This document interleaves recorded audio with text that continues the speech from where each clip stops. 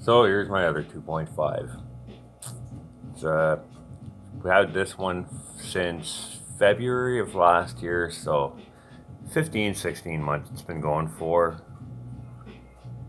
Organic potting soil underneath. All it is just cheap top fin gravel that it's capped with.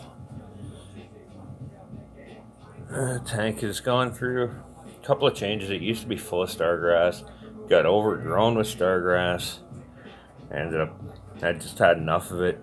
It had gotten way too thick. It was all dying on the bottom, so I cut it all out. Took my time, pulled the stems up as best I could, cut everything as low as I could.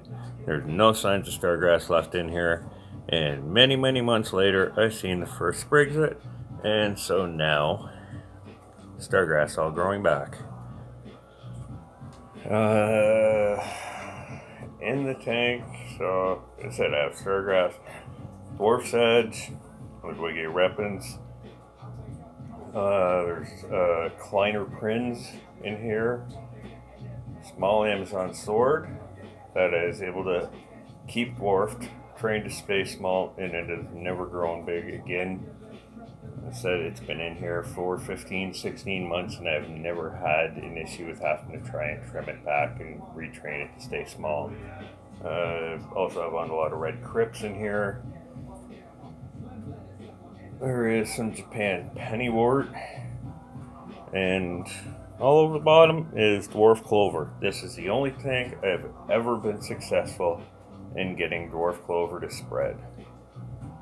I've tried it in other tanks. It didn't die, but it didn't spread. This tank, it finally did.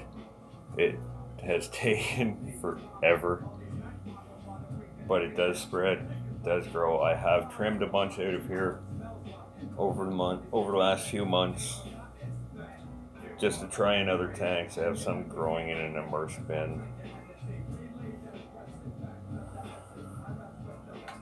I also have a serious issue with keeping floating plants alive in this tank. They do not do good.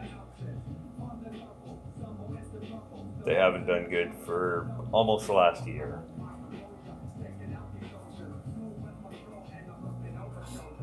I have 2 female endlers in the tank. Almost the entire time the tank's been running, there's been something in here. Probably been a month after I started it.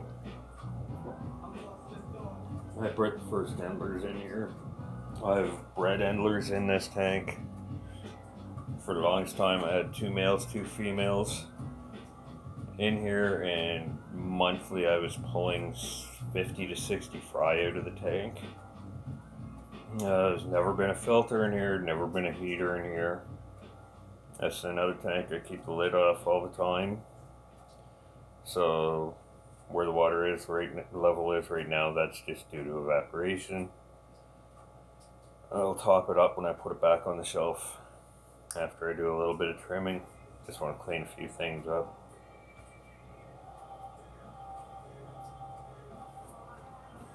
But I've never had any water quality issues with this tank. Every time I test it, it is perfect. I never see any biofilm, never any algae.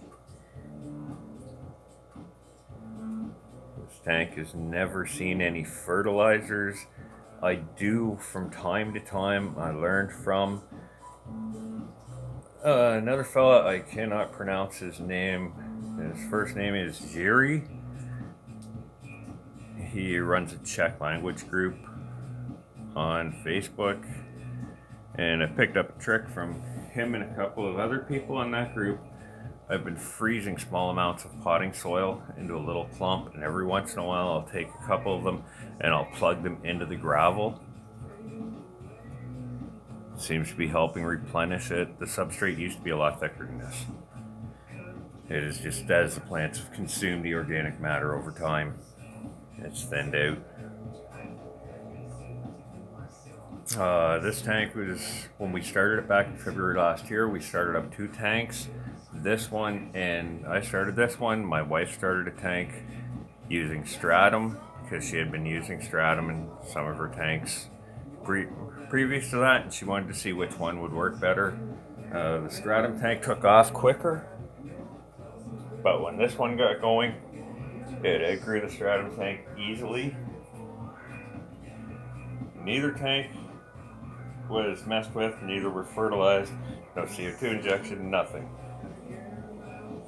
And the stratum tank lasted 10, maybe 11 months before it was depleted and the tank crashed and plants just started dying. Algae overtook the tank, and that was the end of it.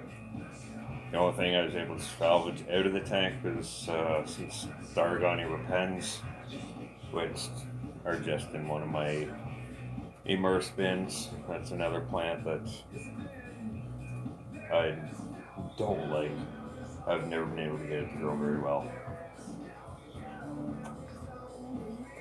But that's this other tank.